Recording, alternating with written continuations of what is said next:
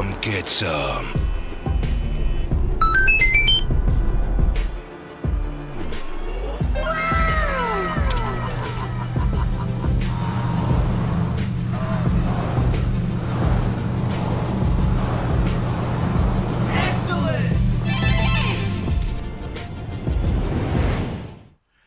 Hello, welcome back to A Boring Revolution, your number one news source for everything in regards to The Boring Company. Hello everyone, sorry for the long hiatus, had a few things going on at the moment and luckily we're through that, so that's good. But we're back to talking about progress of The Boring Company in Las Vegas, which is the major area where they are currently operating. Obviously, at some point they will be operating in Dubai as well, potentially in Texas and around the university there, if things pan out as expected. However, the vast majority of resources, time, effort, R&D is centered around Las Vegas, and they have made excellent progress since we last spoke on what I consider to be the airport loop. Obviously, it's all encompassed with the Las Vegas loop, but I consider this particular stretch to be the airport loop. And we've seen various sites, reception shafts and launch pits appear. And I just wanted to talk about that today so that you're a bit more informed about what is exactly going on, because things have been very quiet recently. And it's a very, very key project, this. So, if you don't already know, let me pull this up. So, we're currently focused on this part of the map here, which basically heads down to the airport. And it's the line in orange. So, this is a very, very big project for the Boring Company, because linking up the airport immediately means that you have thousands and thousands of people every single hour who want to use your service and want to make their way up to the conference centre or to the hotels along Paradise Road, and that immediately makes this entire system financially viable. And it will apply working pressure to the system, so we can test out safety, test out throughput, we can test out the reliability of the vehicles, and so forth. And we can actually test out the business model itself, which is one of the most important things. So, what is this project? The route runs under Paradise Drive, Las Vegas, which is this orange line, starting here and ending here, although it does continue down to a station here called Airport Center, which is right next to the airport where some car rental stations exist, and we'll probably talk about that in a future episode. But there will be a bit of a walk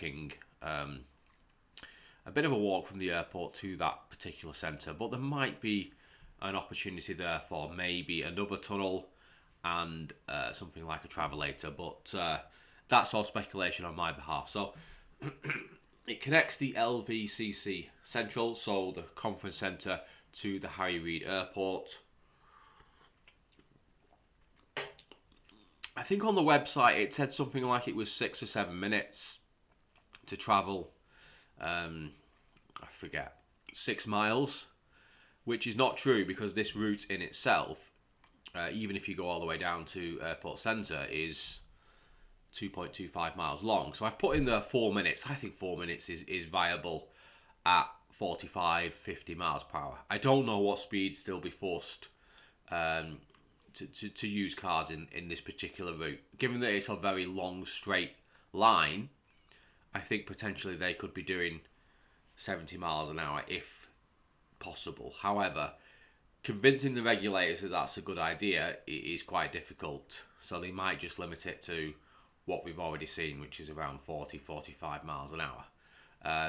But in the future, hopefully we'll see much higher speeds. The issue with this route is that the stations are very close together. Some of the stations are less than 450 meters apart.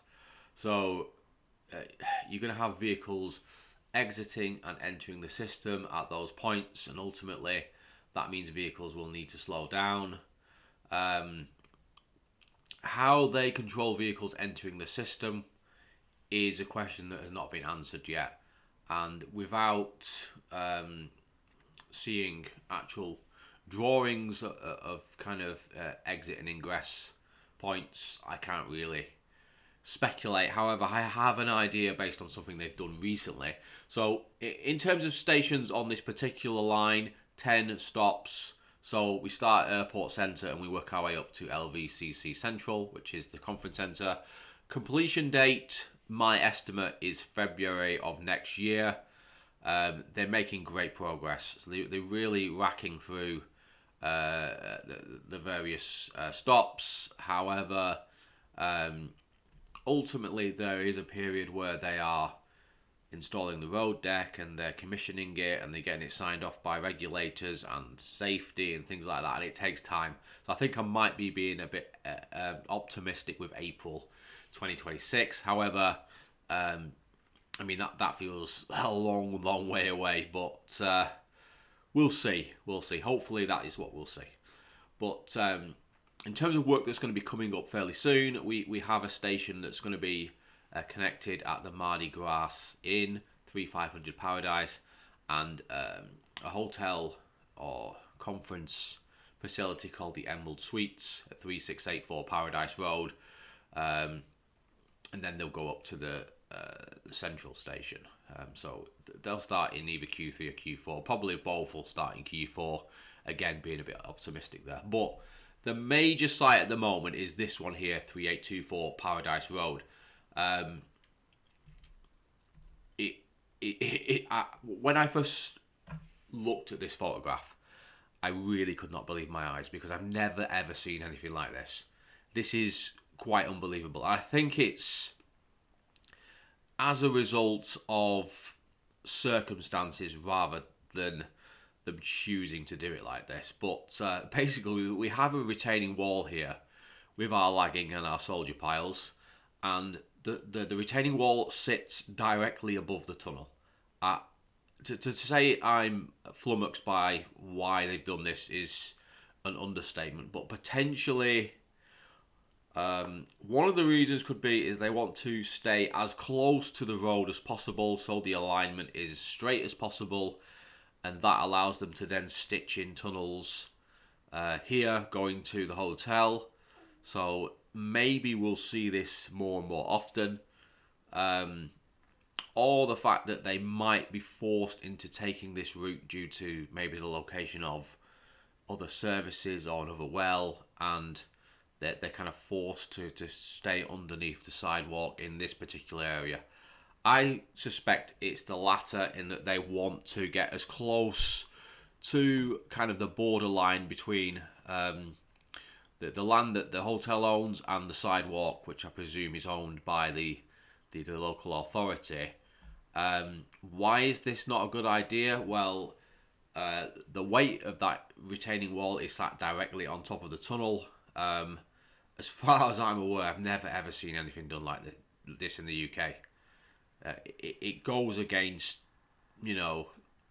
simplicity. It adds engineering complexity because that weight is sat directly on the top of the tunnel. You don't want that. Ideally, you want the tunnel coming here. Yeah? You want one tunnel here, and then it comes out here. And there's no interaction with this wall here. None. But because they've had to do that, they then have this L-shaped beam and post that cantilevers over, and another one here, and then they've got props here, 1, 2, 3, 4, 5, 6, 7. The complexity of this is utterly mind-boggling, and then you've got 2 ribs here. Maybe this reduces the cost of connecting up the tunnel. Maybe this is an amazing idea. I don't know, but I've never seen anything like this before. It looks complex. It looks potentially like they will introduce additional supports and remove the rest of this tunnel here. That's what I'm thinking. I can't imagine they'll keep that permanently like that. But we'll see. We'll see. If you've removed this part here and this part here anyway, why don't you just remove the whole thing, install permanent supports, and you just have an area here where cars can come in and merge. Hard to say.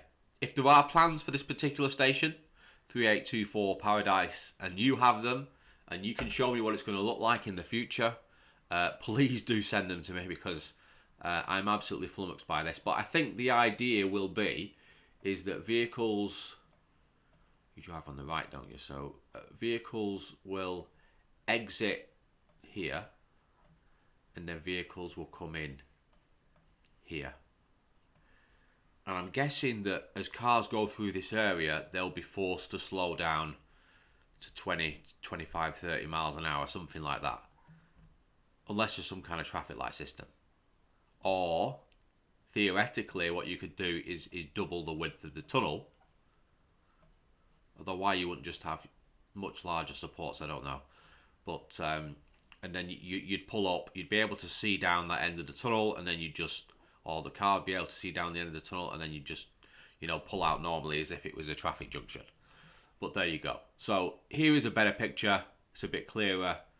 From my perspective, this looks very messy, and I don't like how it looks. But it's a learning process. They've not done this before. They're trying out something that potentially has never ever been done in the state of Nevada before. But it's quite a complex retaining wall. Whether they continue to use this timber lagging is another thing. As you can see, we have various pieces that seem to have slipped, especially over here, which makes me quite nervous. But there might be excavating on the other side of that there, so it might not be an issue. So there we go. Remains to be seen. There's been no accidents on site. There's been no near misses. So maybe they're getting it right. Maybe I'm just being a bit overcautious. That's what I've been taught to do. But yeah, there you go. You can see into the tunnel. It's quite complex. I imagine we'll see these at every single hotel along the strip. Something similar to this. And it will be a copy and paste job. So that's 3824 Paradise Road. Here is some more images from the other side. So you can see the ramp here. So vehicles will go up here, and they'll go down and join the tunnel here. Here's our cassette for our conveyor belts, which is, I forget where, just round the corner on the other side probably. Here's our silos for our grout. It's all the same. Again, one of the good things that the Boeing company does is that they set up a site and they set it up the same way every time, and you know what the items are. We're starting to see these gantry cranes as well. Every reception shaft, every launch pit. And I like gantry cranes. And funnily enough, in like the first 10 episodes of this YouTube channel, I talked about gantry cranes. So, these people know what they're doing. They're thinking through problems, they're coming up with solutions, and then they're standardizing those solutions, which results in low cost and predictability and cost predictability and safety. And I like that. So here's 3850 Paradise Road, which is just the other side basically. You can see a bit more there. Not really much to say, but it is quite a big site and it'll be stitched in. So I'm presuming, again, I haven't got plans for this site, but I'm presuming that they will have a surface station. It's just more cost effective. Some sites will have underground stations just due to the way the site's laid out, the kind of density of the site. Maybe there's not really space to put a surface station due to parking limits, so maybe they'll have an underground station, but underground station is going to be 3 to 4 times more expensive, minimum. This is at Virgin Hotel. Not much really is going on here. It's just an open site, and as you can see, they're feeding some of the concrete segments through this particular launch pit. Here's where the machines originally started, sort of the midway through last year. So that's at 4744 Paradise Road. So remember, this entire tunnel runs under Paradise Road. If you're looking on Google Maps, just pull some of these addresses out and you'll have a line going all the way up from the conference centre down to the airport or near the airport. Here we have 2 TBMs have launched here. They're both heading north up Paradise Road. The airport is in this direction. Here's a plan that someone sent to me, which I found quite interesting. Thank you very much, Brian. Appreciate that. So, great progress up Paradise Road. Yeah, so this is kind of our summary. Some challenges, but nothing insurmountable. So, we've made good progress. It's not as fast as I'd like to see it, but the main challenge there is reliability of proof rock. So, every time they're running up to a hotel, they're taking the machine and they're conducting quite a bit of maintenance on it, and it's causing delays. And they need to figure out how they can make that machine more reliable, because every time they pull up to a hotel, which might be 500 meters apart, they're then spending weeks maintaining the machine, and that just looks bad from a progress perspective. But the machine, when it is actually operating, is doing reasonably well. There's still obviously massive improvements. I'm expecting Proofrock 5 to be doing 100 meters, 150 meters every single a day when it's not being maintained, and we'd love to see that. But the current machine at this moment in time, Proofrock 4, needs work, which is why Proofrock 4.1 is absolutely coming. They are making some essential upgrades to that machine before eventually it is scrapped and replaced by Proofrock 5. The thing to remember is, it's all well and good having a machine that can do almost 100 meters per day. But if that machine then breaks down after 3 or 4 days and then spends the next 4 days doing nothing, it's not worth it. It's not worth its weight in salt. It is just not worth it. So you need a machine that's reliable, that's consistently doing 60, 70 meters per day, before then you start to think about, adding another 30 meters, getting up to 100. You need reliability. Just going after speed at the cost of reliability does not pay off in the long term. Plans in the work for stations at the Sphere and Caesar's Palace. We'll talk about that in a future video. The Sphere is obviously a major site now, and it looks like there will be 2 stations either side. Plenty of ways to access it, and I'm presuming that will probably be one of the largest stations in Las Vegas, potentially with up to 40 bays for vehicles, but we'll see. Given there's 2 stations, maybe they'll just have 2 that do 30, I don't know. But again, I've not seen any plans. If you see any plans, if you're on Reddit, that's where I get a lot of my stuff is on Reddit, or people reach out to me, then, put it on there and let's see what they're doing. One of the major things that's about to happen is that in Austin, we're going to have the Robotaxi FSD launch. The consequence of that is that we then have verifiable evidence that Tesla FSD is a level 4 system and operates extremely safely, and that will give the regulators peace of mind to allow robo-taxis to operate in Las Vegas, both above ground and underground. So I don't think it's going to happen in 6 weeks, but given, let's say in 20 weeks time, there will be enough data for the regulators to go back and say, we can do this with the Boeing company.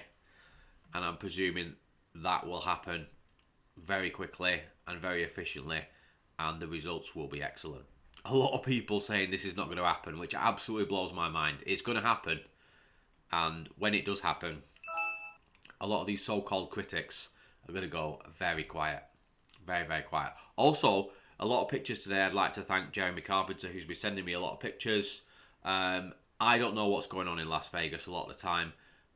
What's posted on Reddit is often out of date, and having someone on the ground taking pictures for me, providing me with information, is extremely helpful. So thank you very much, Jeremy. I very much appreciate your efforts. and the quality of your photographs has been very good. Thank you. Okay, so hope you enjoyed the video. Incredible progress. Hopefully get myself down to Las Vegas, and once I fly into the airport, I'll be able to go all the way up to the conference center using the system. So that's excellent. So if you did like this video, like it. If you want to see more videos like this, subscribe. And if you have something to say about what I've said, if you had a theory, if you have an idea of where I can get more plans, comment on the video. Consider following me on these various platforms. Also, as always, my amazing Patreons continue to fund this channel. Everything in this office area has been provided by them, and I'm very grateful as always, and more people continue to join. Thanks, Tony, for joining. And yeah, hope you enjoyed the video, everyone. And I shall see you on the next one. And remember, guys, don't be boring. Have a lovely day. Take care now. Perfect. Surely you can't be serious. I am serious. And don't call me so.